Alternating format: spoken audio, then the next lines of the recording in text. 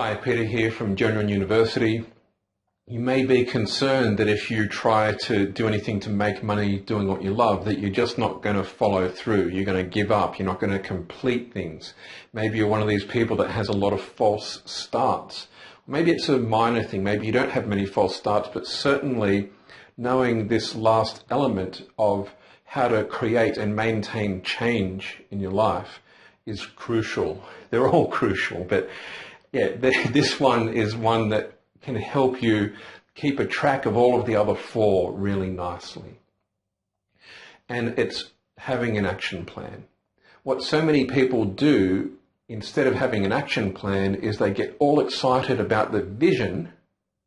Maybe they get all excited about the vision and another aspect, the fact that they've got the right skills or the incentives they're going to get or how many resources they might be able to command to serve that vision, but they fail to plan. And one of the really valuable things about planning is very unexpected, and I'll tell you what that is in a moment, but it's something that I don't think you're going to hear anywhere else. I certainly have never heard it anywhere else. But if you plan, that plan can carry you forward, and it can give you a staying power that means that when things go wrong or there's an issue, those issues aren't as big a deal because you've got a plan, right? You just follow your plan. You just keep following your plan because you've got a plan. And if you have a great idea or vision and you clarify that vision, and you acquire the skills you need and you know how you're going to reward or incentivize yourself, and you have the resources to do the thing, then all you need is an action plan. And I've known people who've had all of the four other elements in place and then not started because they underestimate the value of having a solid action plan because they don't know this key thing that I'm about to tell you. So I challenge you to plan out what you're going to do, not because you're meant to follow the plan precisely, but because when you have a plan and something goes wrong, because it does, when something goes wrong, you don't make it mean that you're the defective one. And this is a secret that I'm getting at. A plan can psychologically serve as a scapegoat. When we try to do something amazing and we don't have an action plan, if something goes wrong, this is what I see people do over and over. When something goes wrong, they make it mean that they're a screw up, that there's something deeply, intrinsically flawed about them. But the people that have an action plan, if something goes wrong, they can go, hey, this is the thing that went wrong.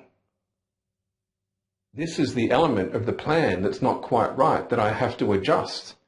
They don't automatically jump to the conclusion that they're a screw up. It's just the plan needs adjusting, and that's the real secret. That's the really beneficial thing that an action plan does for you. It gives you something to help you reflect on what you're doing rather than cursing the core of your being. Have an action plan. Right? Like, I can't stress it strongly enough. If you don't want to be cursing the core of your being, have an action plan as your scapegoat and then just adjust it and sacrifice parts of the plan so that you don't have to cut off your own arm to make yourself feel better about something that didn't go quite exactly how you might have thought. Because guess what? When you try to do anything in this world, it'll never go according to exactly how you think it will. I used to renovate houses. I was kind of needed to get out of my head and do physical stuff. So I started renovating houses at one point. And I remember I was working with a tradesman and we had this idea of how we're going to put this wall up, and we put the wall up and everything worked perfectly. And we just stood there looking at each other like, I can't believe that worked how we thought it would work. And I asked him, you have 20 years on the job. Have you ever had anything go perfectly? And he's like, no. And we had, cognitive dissonance. We couldn't quite comprehend that it had gone properly. Now that one story about it going well is the exception that proves the rule, that things never go precisely and absolutely according to plan.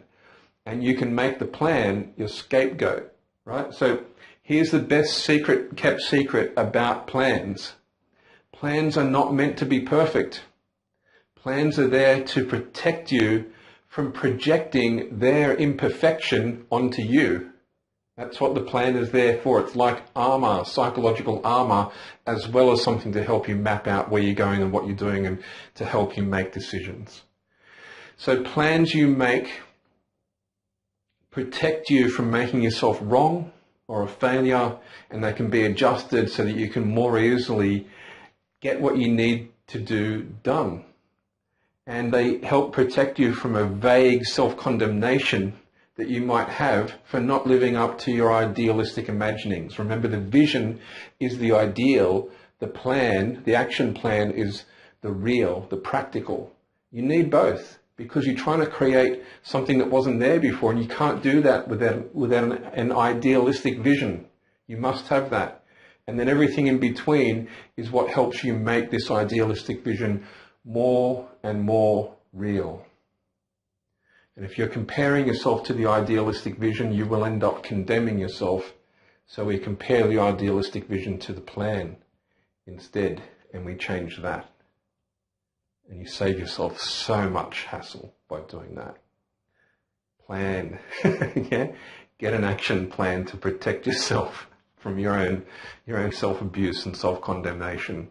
It makes you so much happier when you do it.